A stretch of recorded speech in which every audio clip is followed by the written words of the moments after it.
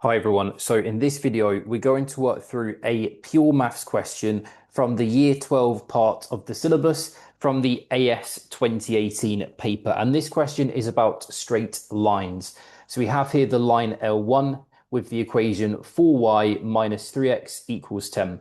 We then have the line L2, which passes through the points 5, minus 1 and minus 1, 8. So determine, giving full reasons for your answer, whether the lines L1 and L2 are parallel or perpendicular or neither. But just before we get into the video, I want to make you all aware about a web app that I have created. Now, this app that you see on the screen here is designed to predict the 2027 Edexcel A-level Maths topics that will come up in your 2027 exams. So now that the 2026 exams have finished, we now have access to those questions. So what I've done is I've analysed all of the questions from 2026 back to 2018 and also including the sample and the specimen Edexcel papers.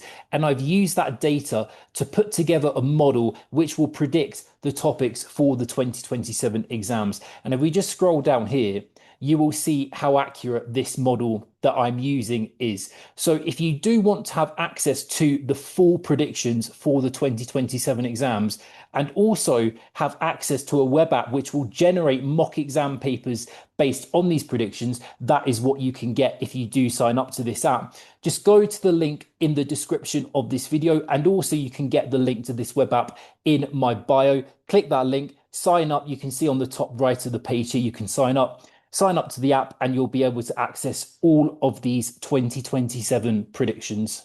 So with any question about straight lines and determining if they're parallel or perpendicular, we're going to need to find the gradients of both of these lines, okay? So we need to find gradients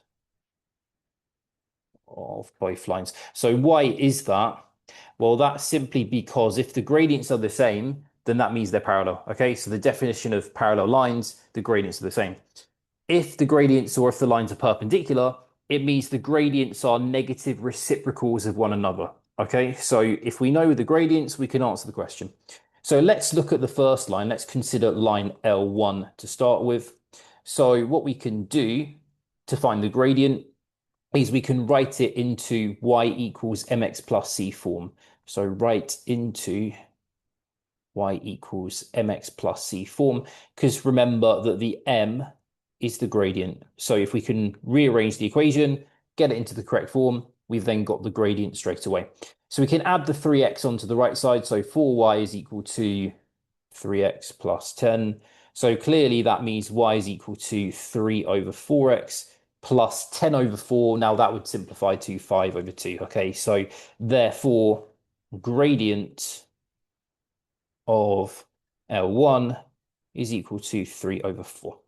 Just another quick interjection. If you are currently doing Edexcel A-level Maths and you feel that you're struggling or you're falling behind and you're not quite getting that grade that you need to get in order to get into university, or perhaps you're a parent watching this and you're worried about your child's progress, what you can do is you can head to my website. Now, my website is in my bio and also in the description of this video. Click onto the link and you can watch a brief video about me and my background. You see this video on the screen here. In this video, I outline the style and the structure of my tuition. You can also read some of my reviews and testimonials from other parents and students who have worked with me on this website too. So if you feel like one-to-one tuition is something that would benefit you in order to get the grades that you need to get, then again, just head to this website. And what you can do is you can book a free 90-minute call with me. And in that call, we'll spend some time discussing you, your situation, your ambitions, what you want to achieve, the grade you want to get, and why you feel like you're struggling and why you feel like maybe tuition is the right path for you.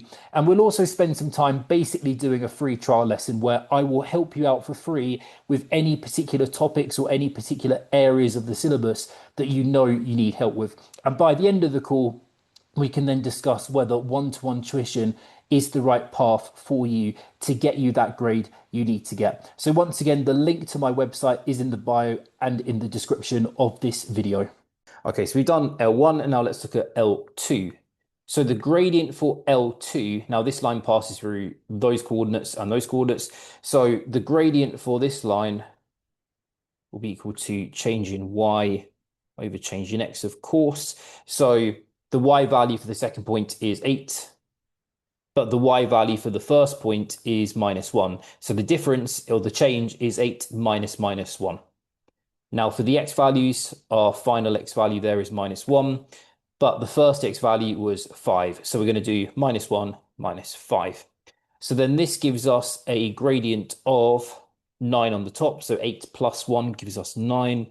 And then -1 minus 5 is -6. So then this simplifies to -3 over 2. Great. So that's our gradient for line 2. So comparing the gradients then, so the gradients are 3 over 4 for line 1 versus -3 over 2 for line 2. So clearly they're not the same, okay? So clearly not same values. So therefore they're not parallel, okay? So therefore not parallel.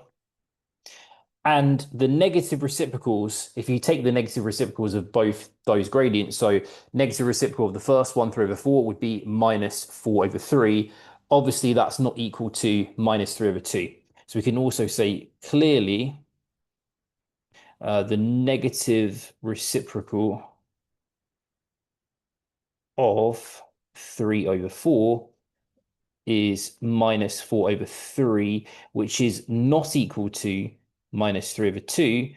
So therefore, this is, the two lines can't be perpendicular. So therefore, not perpendicular. So therefore, the answer is neither. So neither parallel nor perpendicular. My handwriting there looks very, very bad at the end, but oh well, hopefully you can read that. If you've got any questions, do let me know in the comment section, but hopefully everything we went through in this example did make sense.